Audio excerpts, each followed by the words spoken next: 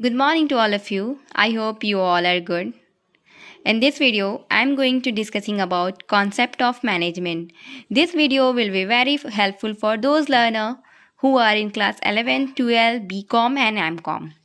So concept of management. देखो management क्या होता है।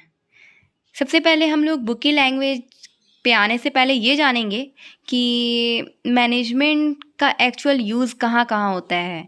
ठीक है, ये ज़रूरी नहीं है कि ये सिर्फ स्टूडेंट के लिए एप्लीकेबल हो, मैनेजमेंट हर जगह एप्लीकेबल है।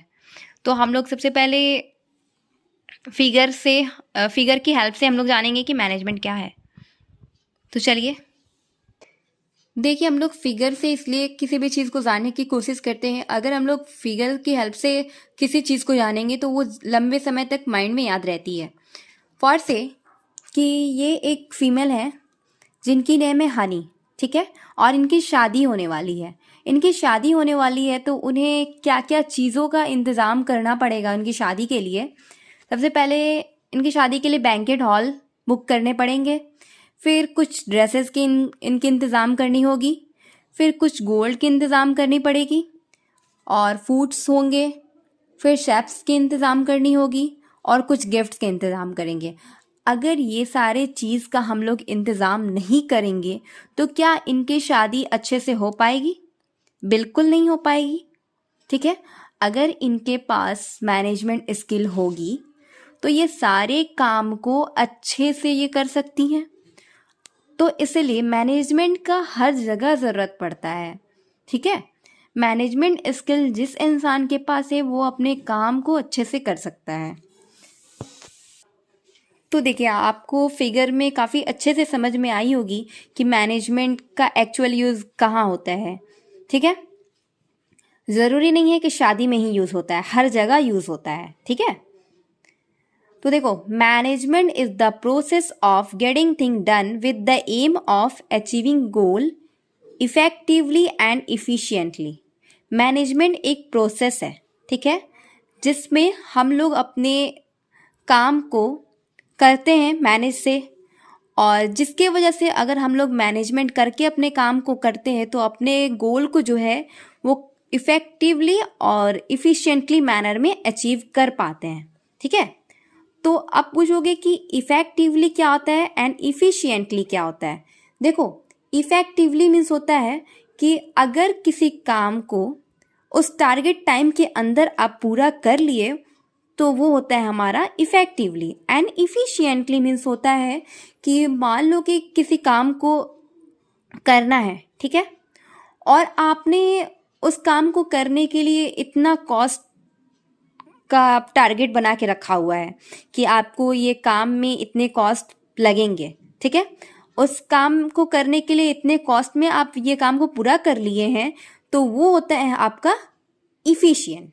ठीक है, मतलब कि किसी काम को उस कॉस्ट में जो आप सोचे थे उस कॉस्ट में उस काम को पूरा कर लिए, वो होता है हमारा इफ़िशिएंट। ठीक है, here we need to elaborate the term process, effectiveness and efficiency। देखो, ये मैनेजमेंट का जो कॉन्सेप्ट है इसमें ये जो 3 टर्म है, प्रोसेस, इफेक्टिवनेस एंड इफिशियंसी, ये बहुत इम्पॉर्टेंट रोल प्ले करता है। ठीक है, प्रोसेस क्या होता है मैनेजमेंट में? मैनेजमेंट में जो प्रोसेस होता है एक प्राइमरी फंक्शन होता है, ठीक है, और एक्टिविटीज़ होता है that management perform to get thing done are, जो कि मैनेजमेंट परफॉर्म करता है ये सारे एक्टिविटीज़ को, जैसे हो गया प्लानिंग, हो गया ऑर्गेनाइजिंग, हो गया स्टाफिंग, हो गया डायरेक्टिंग, हो गया एंड कंट्रोलिंग हो गया।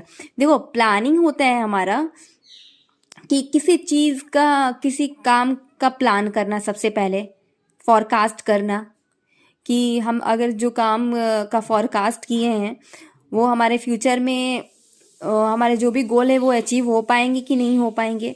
फिर ऑर्गेनाइजिंग में आता है कि अलग अलग डिपार्टमेंट बनाना ताकि हम जो भी काम है वो सही ढंग से ऑर्गेनाइज कर सकें। और स्टाफिंग में क्या होता है कि लोगों को लेकर आना, इसमें होता है कि लोगों को लेके आना अच्छे अच्छे लोग को लेके आना जा ताकि वो ज़्यादा से ज़्यादा वेल एजुकेटेड रहें, और वेल एजुकेटेड रहेंगे तो वो अपने काम को काफ़ी अच्छे से करेंगे। फिर डायरेक्टिंग, डायरेक्टिंग मीन्स क्या होता है? इंस्ट्रक्शन देना, लोगों को बताना है कि किस तरह से काम करना है, और फिर उनको मोटिवेट करना और फिर गाइड करना, ये डायरेक्टिंग में आता है।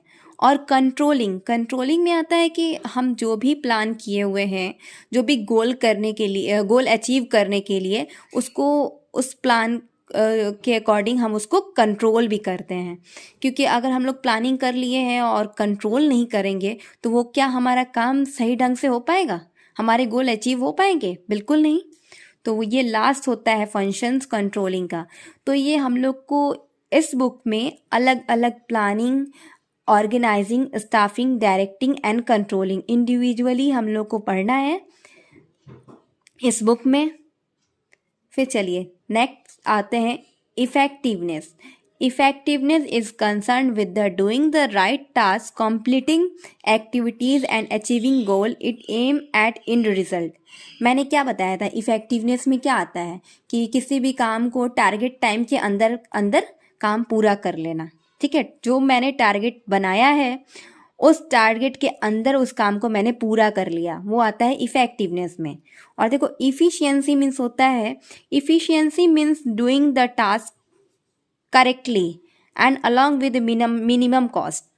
ये मैंने सेम थिंग इसमें बताया था कि मिनिमम कॉस्ट पे अपने काम को करना, मतलब कम से कम कॉस्ट में, जितना मैंने जितना टारगेट बनाया था कॉस्ट का कि हमें ये काम इतने कॉस्ट में कम खर्च में कर लेना है, वो आता है हमारा इफिशियंसी में।